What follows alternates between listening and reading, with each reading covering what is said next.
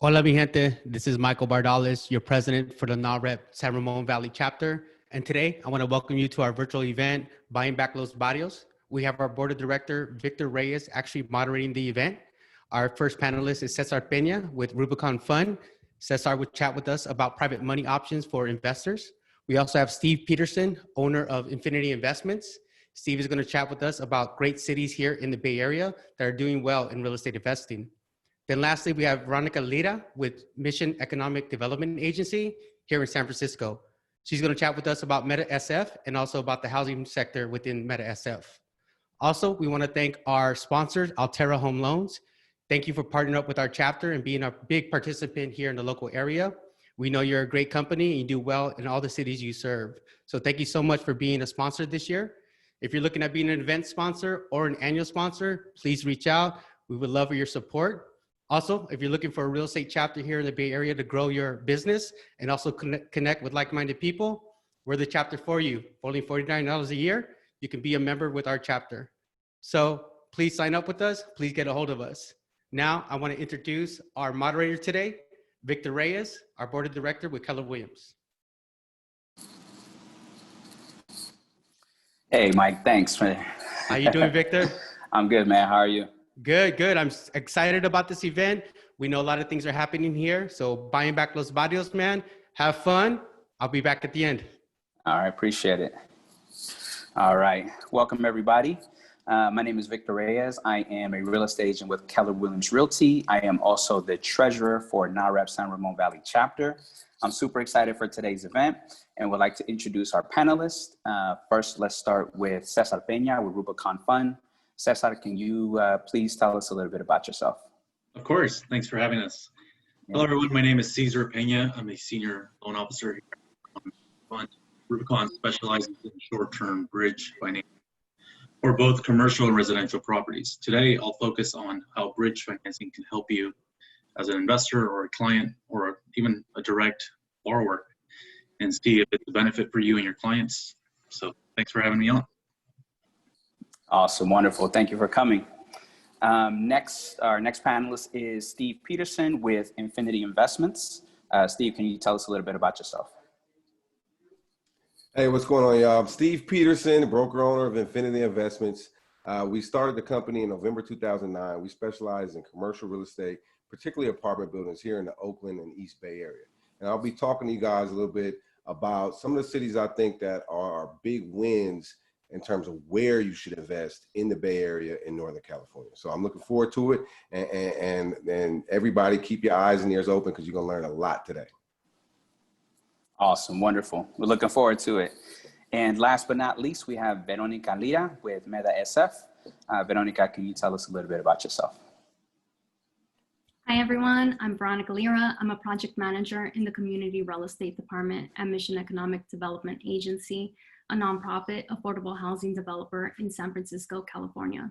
As project manager, I lead preservation efforts through site acquisition and rehabilitation of mixed-use buildings that are at risk of displacing their tenants and converting those buildings into permanently affordable housing. I am also working on production of new 100% affordable housing developments with an emphasis on cultural placekeeping. I'm glad to be here today to share more about what Meta is doing. Thank you for joining us as well. Well, Veronica, while we have you, can you tell us a little bit more about Meta SF and also tell us a little bit more about the housing sector within Meta SF? Yes, definitely. Rooted in the mission and focus on San Francisco, Meta's mission is to strengthen low and moderate income Latino families by promoting economic equity and social justice through asset building and community development. Meta started helping Latino immigrant businesses get access to bank loans. 45 years later, Meta offers free programs and services such as financial capability coaching to strengthen personal financing, housing opportunities that offer foreclosure intervention, first-time home buyer support, and rental preparedness. Meta also offers free tax services, workforce development, and business development and lending through our community development financial institution, Fondo Adelante. In 2012, after the Great Recession, and as San Francisco became the new center of Silicon Valley with the rise of social media giants such as Facebook and Twitter, Many of the new employees at these jobs wanted to live in the Mission, pushing up housing prices and pushing out longtime seniors and families out of our community. The dramatic rise in the cost of housing in the Mission over the past 30 years has made this neighborhood one of the most dramatic examples of gentrification in the country. Meta recognized that without housing, our families, many low income, had no economic security. Perhaps more than anywhere else in the nation, a place-based strategy, including a continuum of services that would meet the Mission District's needs to promote housing affordability, has been critical for the ongoing racial, ethnic, and income diversity of the neighborhood, the viability of neighborhood schools, and ultimately the academic success of low-income children. As a result, Meta launched the Community Real Estate Program in 2014 as an urgent response to stem the displacement happening to low-income and working-class families in the Mission District. Meta CRE program develops real estate from site identification to asset management, with the Mission District in San Francisco as our primary geography. Preserving and producing real estate is our means to stabilizing and strengthening our community. Wonderful, thank you so much. You did touch on the topic of gentrification, and I was wondering if Steve, if you can speak on the importance of our, minority community investing in real estate.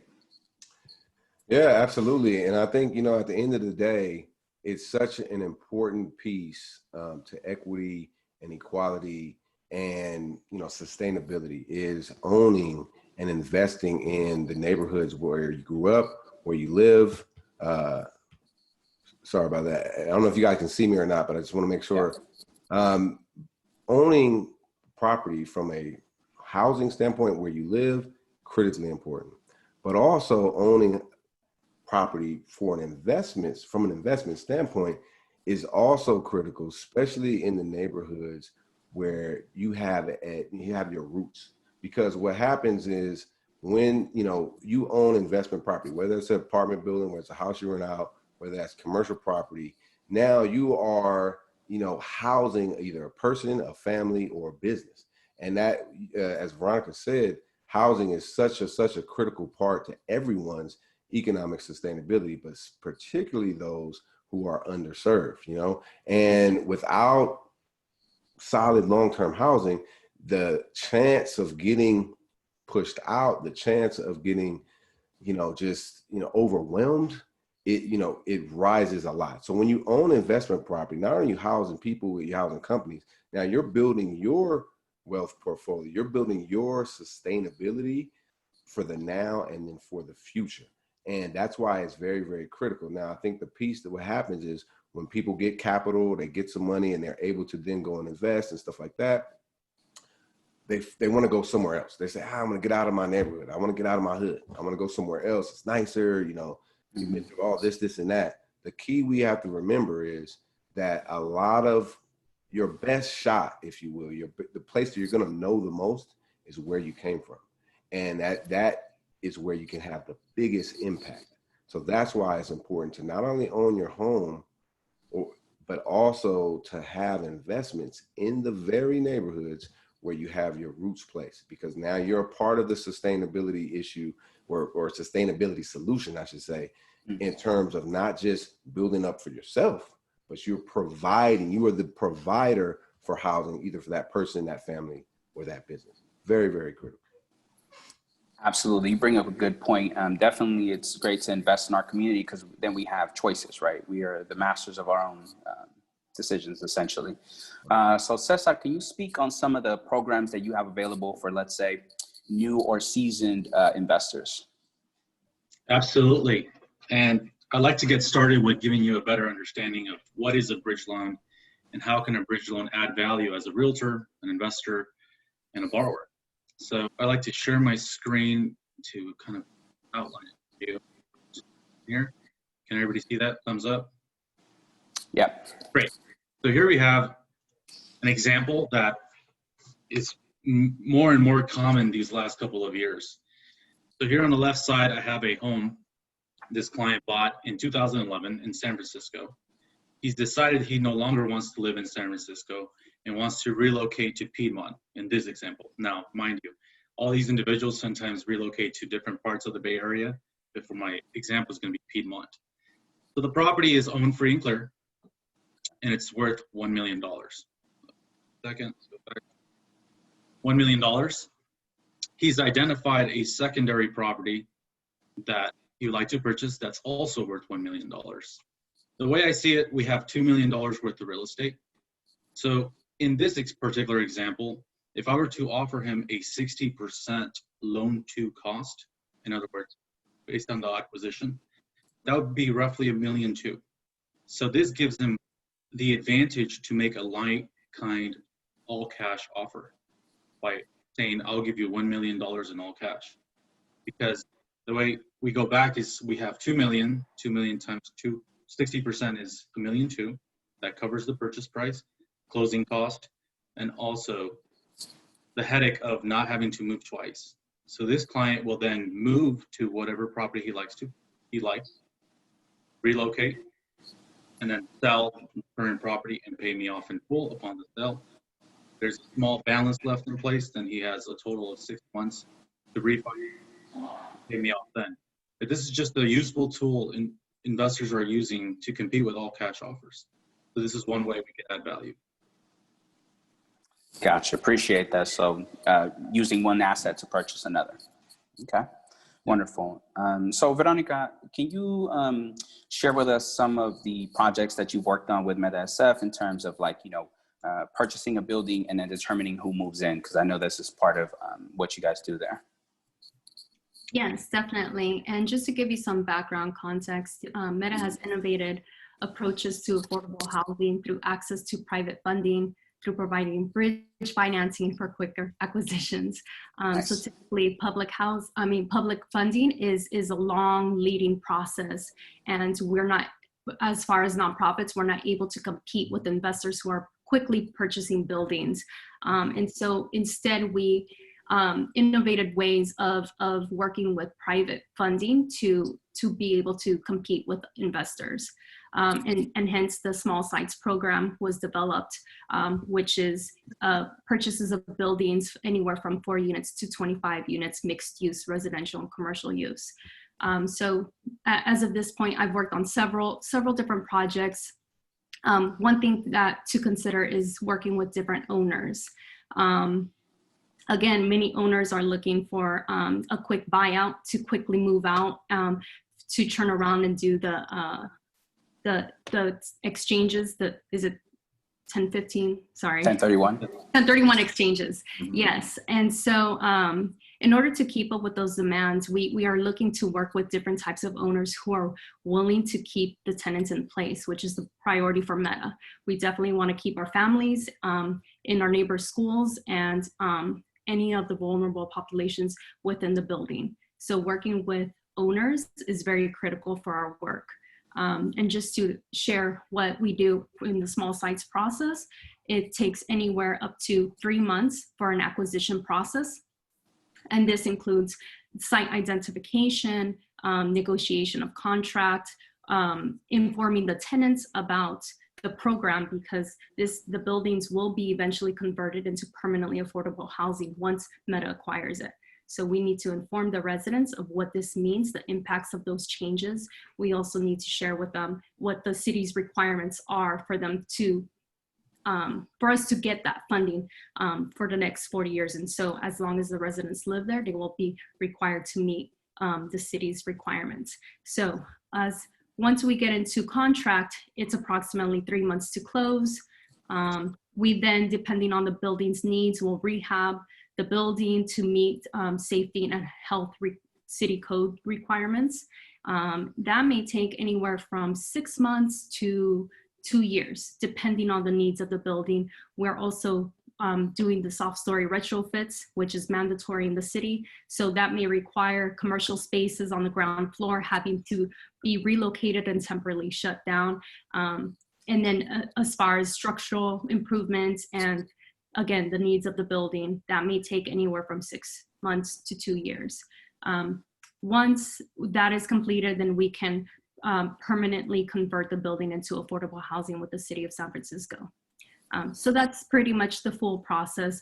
If there are any vacant units at the time during the bridge financing term, we can work with typical for housing laws, and lease up to members of our community through referral-based or organization referrals. Once it becomes permanently affordable, then the vacant lease up goes through the city's Dahlia lottery process. Now, as far as new construction production, that can take anywhere to 3 to 5 years. So it's important that we have both, and preservation and production, in order to meet the demands of our community. Gotcha. And one quick question, you guys primarily focus on SF, or are there other cities that that Meta SF focuses on? We focus more particularly in the Mission District of San Francisco, only San Francisco based, but we are now also expanding to other districts that have not had the resources that Meta has access to. And we're also sharing our model locally and at a national level. Awesome. Okay, great. And so that kind of leads to the next question, Steve. Can you, give us some pointers in regards to what cities, are good cities in the Bay Area you feel are great to invest in right now? Well, and that's a great question, Victor. And, and Veronica is just talking about San Francisco, and San Francisco, Oakland, Richmond are great cities, really, over the long term to live in, to invest in, to be a part of. The issue is then getting into those cities at today's price points. So that becomes a challenge. And back in 2011, Cesar put up a slide when you talk about 2011. That was really the time to rush into the city in Oakland and Richmond, if you were able to, from an investment standpoint. And still, these, those are really the best in San Jose as well. However, there's a couple places I think we all should be paying attention to. And I think within the Bay Area, it's going to be Vallejo and then Pittsburgh Bay Point area. And the reason I say this, start with Vallejo first of all. So Vallejo went through a bankruptcy in, the Great Recession, right? They went through a bankruptcy, and as a result of it, when they came out on the other side, as a result of the bankruptcy, they actually cut a lot of the debt that was holding the city back. And there was a lot of plans that the city had. There was a lot of things going on at Merritt Island that kind of got put on hold when everything hit the fan in the Great Recession. Since then, Merritt Island developments have moved forward. They're planning, there is an expansion in the works right now for the ferry. So to get from San Francisco to Vallejo, you'll be able to, they're doing, I think every 15 minutes is going to be the ferry from Vallejo to San Francisco. And it's just a little bit more affordable than the interior Bay Area. And so you can get to the city via ferry, you can drive in. It's the ease of access is there. So I think Vallejo is a great place to invest if you're looking at buying multifamily property, small commercial property. That's really a great place to be. Another place I think is very important is the Pittsburgh Bay Point area. And, Mike and I share the same vision. I've done a few deals out in that way. You can buy a home, a nice three-bedroom home, really under $450,000 out there. And you can catch the BART and get to San Francisco, Oakland, wherever you need to be in the Bay Area. And there's still great value in the sense of what you can buy in today's prices.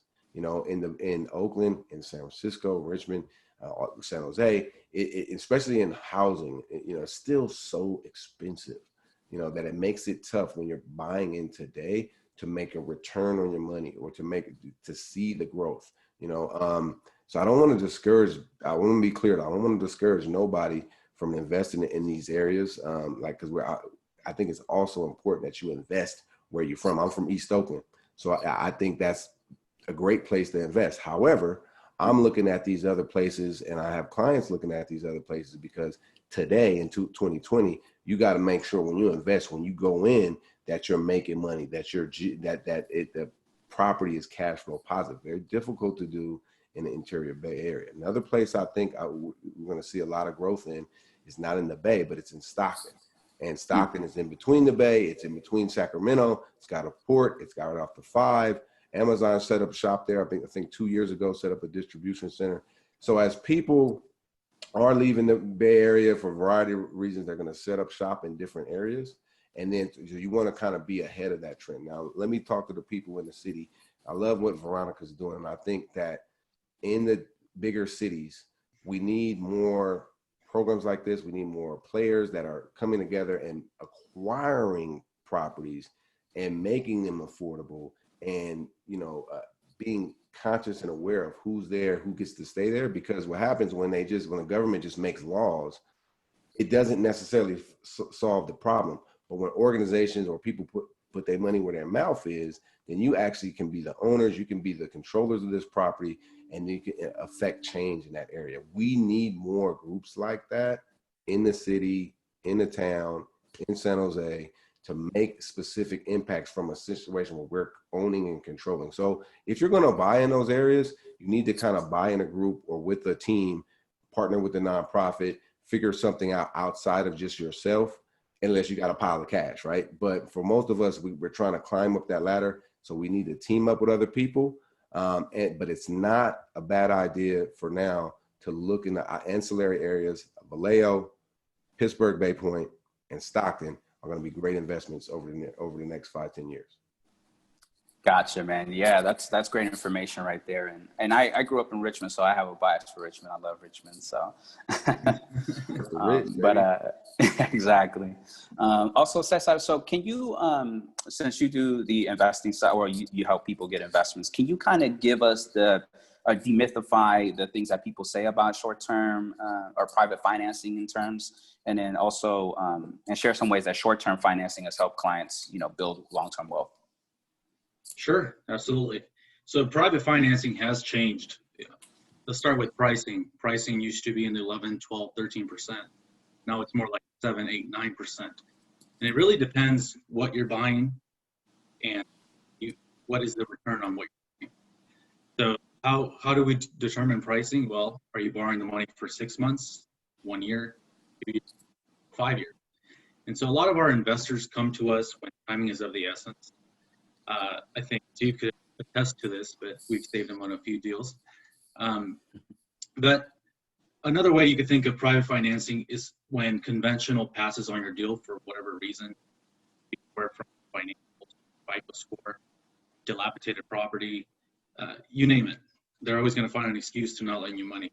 Or let's say the appraisal doesn't come in at what you thought it would come in, so your deal's about to go up. So then you would use private financing to see if it's a fit for your client. A lot of clients come to us in the San Francisco area where partner buyouts is a thing.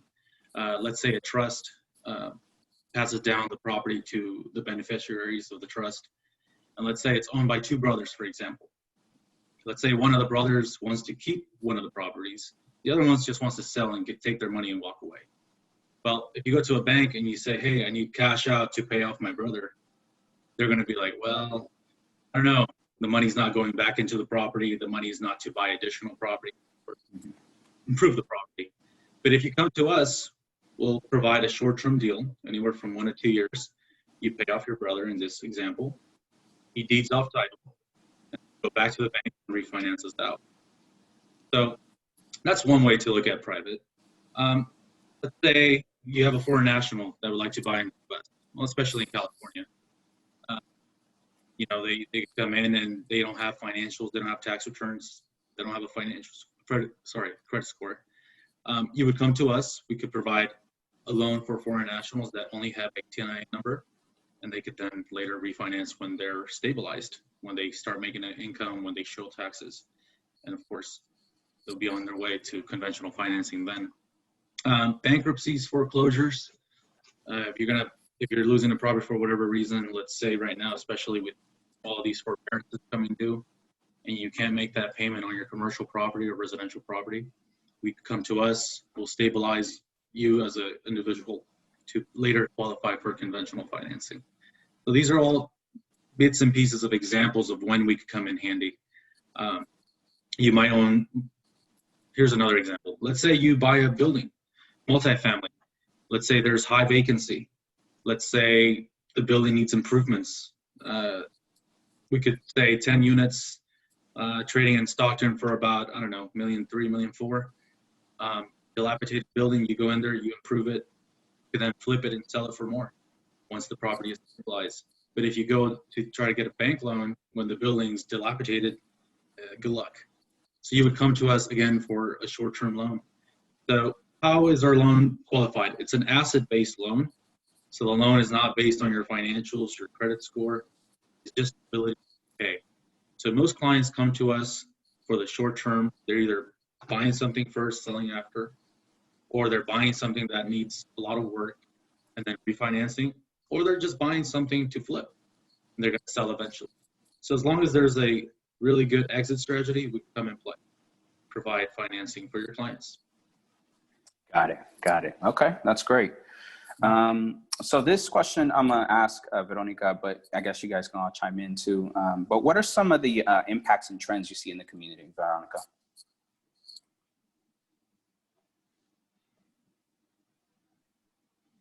Yeah, right now, more particularly right now, traditional and public housing and affordable housing is especially now more than ever required for a safety net for our families. In the wake of COVID-19 and shelter in place, and with the movement reignited from the highlighting of George Floyd's death and countless others, home and racial justice has proven more vital than ever. COVID-19 impacts have affected families everywhere and including in our existing buildings, creating challenges paying rent and including challenges for small businesses remaining open. Many don't have access to good health care and need quality housing for quarantine and for keeping families safe during shelter in place. We also have the eviction moratorium that is set to expire. This is definitely going to cause additional challenges for mom and pop owners and institutional investors who either refinance or overpaid and are struggling with loss of rents.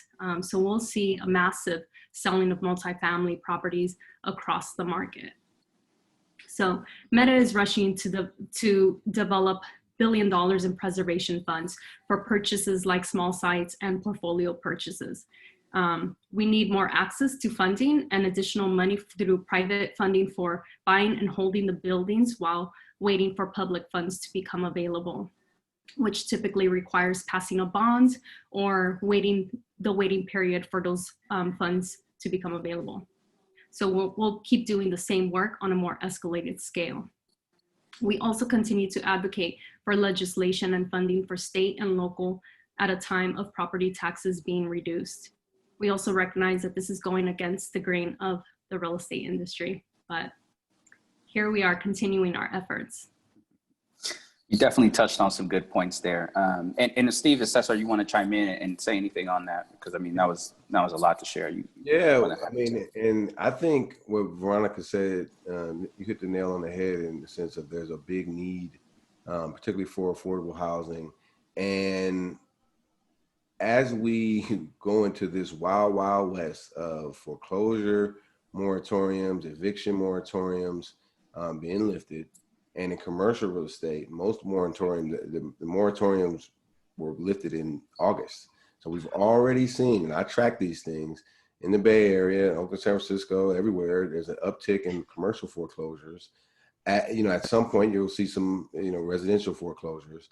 And then at some point, they're going to lift the eviction moratorium. So it's going to be a lot of, chaos. And what is needed, I think, is strong leadership within the community, because what's interesting is that everyone needs each other at this point. But what happens is, the landlords and tenants have been fighting for a while.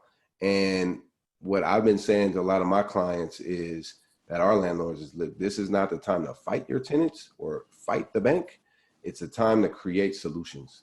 And so I think that's absolutely critical. Now, another thing I want to point out in the world of multifamily is historically, Section 8, for instance, has been looked down upon in the brokerage world, in the investor world. Now, as a trend, investors love Section 8 and they love, a guaranteed rents. And the language is, they're calling it federally guaranteed rents.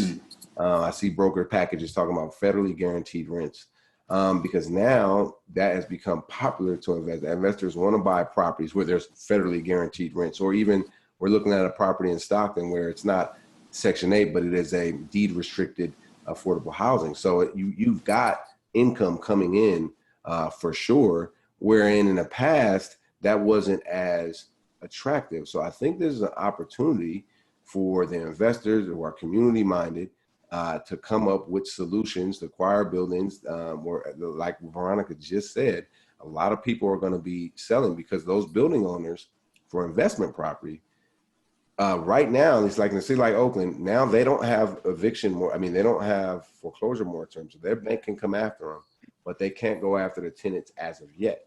And so when that veil pops open, some landlords are going to go right after the tenants because the banks are going after them. What I'm advising people is go after solutions now between both parties. If you own property, you need to be talking to your lender. You need figuring out solutions with your tenants. A lot of landlords are, the wise ones are, some of them are not going to be, and that's going to create opportunities for the community-minded investors to step in there and create some solutions, because that's what's going to be needed. We don't need to fight. We need to create solutions, because the bank's going to be hurting, so they're going to come after you, property owners. We want our money. The landlord's going to be hurting, so they're going to come after tenants. We want our money. Tenants, you know what I'm saying, going to be stretched out then because they can't go to work. Their kids got to stay home. They got to be teachers. They got to do all this stuff and try to find a job at the same time. So we have to figure out a way now, before the stuff hit the fan, of how are we going to navigate through this. That's why we need leadership. That's why this meeting is huge with what y'all are doing, because this is a method of leading people through the storm already before it really hit, because when it really hit it might be too late. We got to do it now. Right. So you mentioned creating opportunities. So share with us like one of the first investments that you were able to accomplish in terms of creating opportunity. Well, I'll give you a real good example of something we did in Oakland. And this is something that everybody can do now. The prices are way different. But something we did in 2013. I found a fourplex building in East Oakland. I got it under contract. I didn't have much money, but I had the ingenuity and context. So I raised the money and we bought the fourplex. I had two partners on it. And they put up the money. I found the deal. I ran the deal. We had the property until last year. We sold it. We made a healthy profit. We sold it for $765. We bought it for $295. Now, what that is an example of, I couldn't buy that property, even though the fourplex was $295. And I know that sounds crazy, but that's where the prices were. That's not where they are today. But the concept is something that it lasts forever. If you can find something of value, if you ain't got no money, but if you can find something of value, a situation, maybe like what Veronica said, somebody's losing their building, they got to sell because their tenants ain't paying and the bank is stressing them out. So they know they got equity. They're like, I need to get out before I lose. And maybe you can come and have them carry a little bit of financing. You get a loan, you talk to some partners, you put it together, you solve that problem, you acquire the property for yourself, and now you can work out some solutions with the tenants that can be maybe a long-term situation. And that's just an example of how you can put a couple of ducks together to make something happen. And as we are transitioning and we're shifting, there's going to be those opportunities, but I think you have to structure them in a way where it's a problem solving situation, not a opportunist get over situation. You know what I'm talking about? Yeah. And that's was the problem in our communities back in 06 and 07. It was too many people out there being opportunists. And then when there were great opportunities to buy, like in West Oakland, for instance, you could have bought a fourplex under $200,000. So many people were scarred by what they went through and the distrust of the real estate professionals in loans and in real estate, that they didn't want to touch it, even though that was the best time to buy. But they were scarred. So now we, as the professionals in the game, we got to come along and grab people by the hand and walk them through it in a way where we, that's sustainable. We're not getting over it. We're solving problems.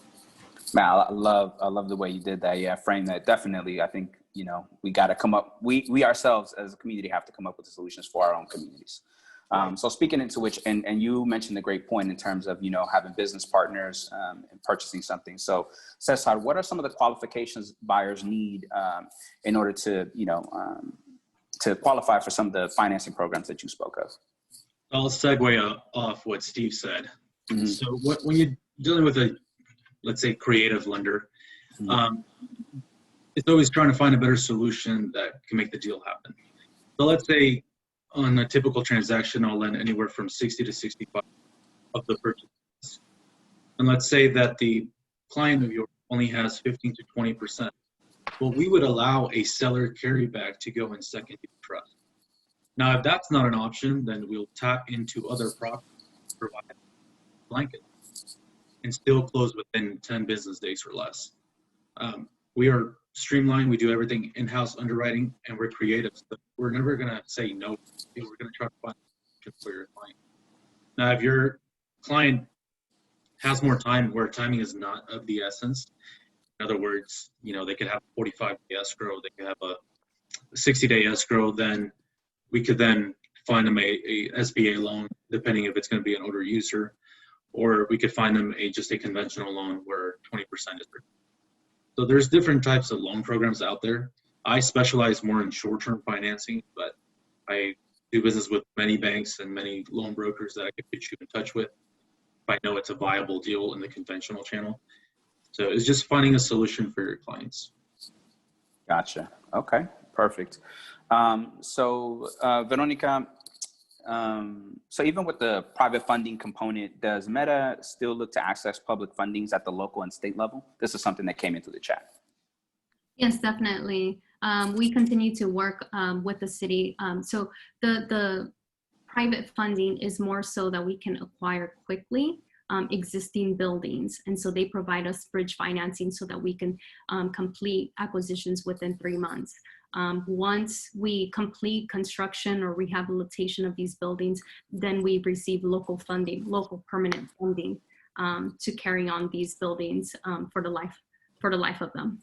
And then we also receive federal, state, local funding for new construction development. Okay, great. Thank you so much. And then a question that came in for Steve. So it seems that, so I guess investors shy away from kind of these smaller projects, right? So how are you able to get interested parties to invest in these type of projects? Well, it all depends. I mean, with the smaller deals, now you're not going to be talking to like big corporate pension fund investors, right? But there's actually more of the mom and pop people with 100 to 200 grand, let's say in an IRA, or with some home equity line, or, they just got some cash, they don't know what to do with. And there's actually a lot of people who've got 50 to 100K to do something with. You'll be surprised. And it's a matter when you're doing a smaller deal like that, that's just the people you want to talk to and you want to meet up with and link up with. Now that requires, at the end of the day, that's a relationship building thing though. It's hard to just start cold calling people, hey, you want to invest with me? It don't really work like that. But what you got to do is develop relationships over time. And then when you see something of value, you have to reach out to those people and say, hey, this is something I found. I think it's a great deal because of X, Y, Z. And you got to be able to articulate that and bring it to them. And because there's got to be a trust level. And that's why I say, you've got to have built that network. And so you guys, a lot of us who listen to this, mainly I would think most people are real estate professionals, right? It's no different than when you're buying and selling properties in the sense of you're developing a relationship with people. Somehow, some way, you got to get them to you or you got to come to them. But in order to get their business and close their business, you've got to have developed some kind of relationship with them. It's a little bit different when you're asking them to invest with you in a project, but the same principle applies. If you got to build that connection with people. And it's not always, you don't need the big corporate companies to come around and do a $10 million deal when you start, you know what I mean? And my advice is start small and then build up. Some people they just want to go and get a 100-unit apartment building, and that's not bad either. But I think the preferred way to do it is work your way up. Start with a house, start with a duplex, start with a fourplex, and then move on up as the time advances, as you learn more, as you expand your context, as you expand your contacts and your network. You know what I mean? So start small, and there are investors out there, believe me. And a lot of them, believe me, a lot of people made money in stock market. A lot of people got these idle loans, got some money they don't know what to do with. You see people riding around. I see people on Instagram. I got this idle loan. I got a Lexus. That's the worst thing you could do with that loan money. Take that money and invest it. You know what I mean? And let's have that mentality.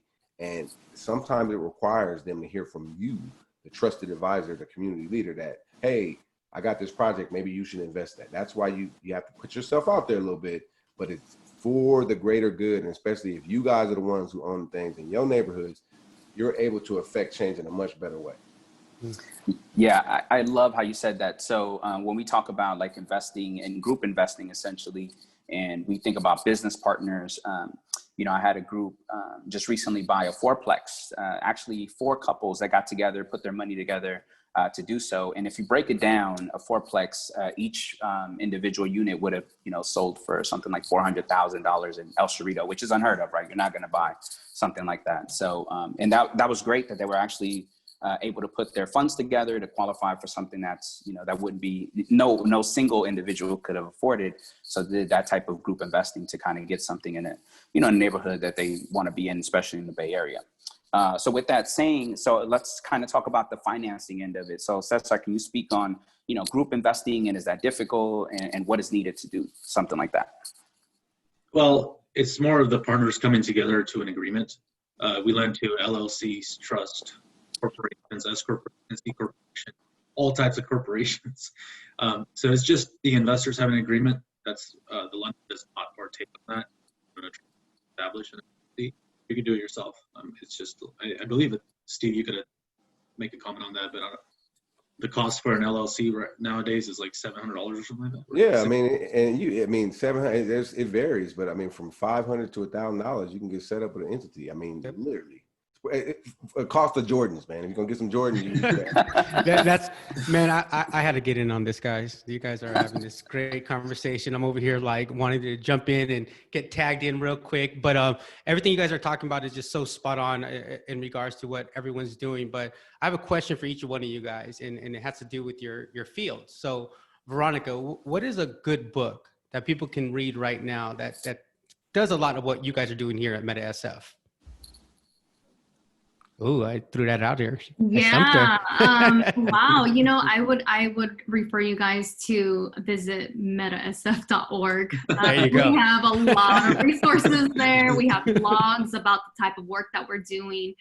So you could definitely have access to resources there. We also have webinars and a ton of information available. I'll throw a book out there, Barrios America. It talks about how immigrants shaped the cities and districts within America. So Barrios America is a really, really good book. What about you, Cesar? What of those that want to get educated on finance and understand different complex things about finance?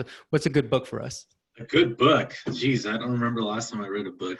How about this? What's a good podcast or Audible? No, it's, I do read the newspaper just to keep up what's going on with the local Bay Area. I'm heavily involved in the Bay Area with 4 different chapters. And I just like to be on top of things to understand what are the trends, what's going on, what's of higher appetite than other things. The hottest market at the moment. If it ties to real estate, I'd suggest just sticking to just local business times. That'll give you a better understanding. Now for self-improvement, Yeah, I'm sure a lot of books. I stumped everyone, but I know I'm not going to stump Steve with that question. But I think a good book for finance in regards to that is as simple as Rich Dad Poor Dad. That's the concept of, just showing how to invest, and also the Real Estate Millionaire Investor by Gary Keller is a really good book.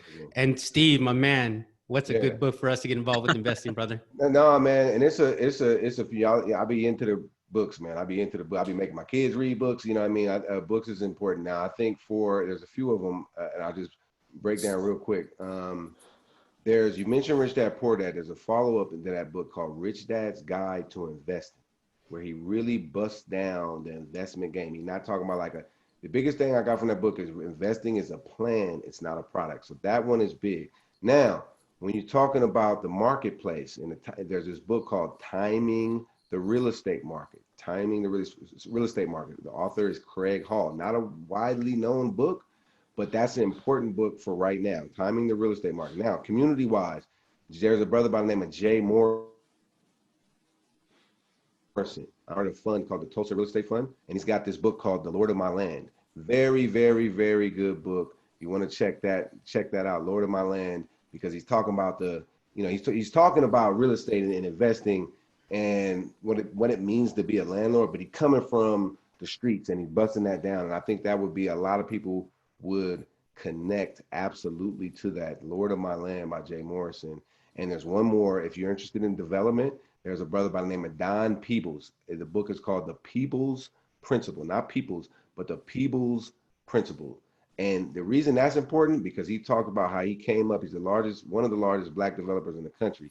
He talked about how he came up from nothing, and he did a lot of city government type development deals, kind of similar to what Veronica's talking about in a sense, but he came up to the billions by serving the community first. So take a look at them. That's awesome.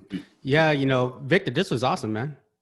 Yeah, this was great. It's just great. It's a Black and brown panel with a powerful Latina, Black business owner. It's great, man. I'm really excited that you guys all came on.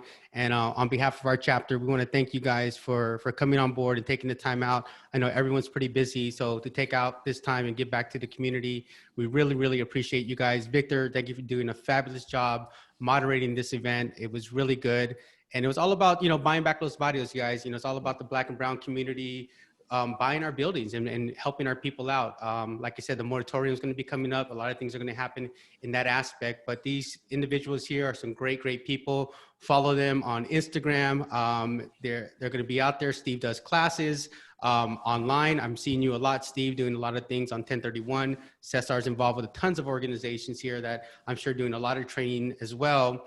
And Veronica here, like you said, Meta SF is a huge thing. And if Meta SF wants to share their business model, they can give me a call for sure, because I'm super down to do that.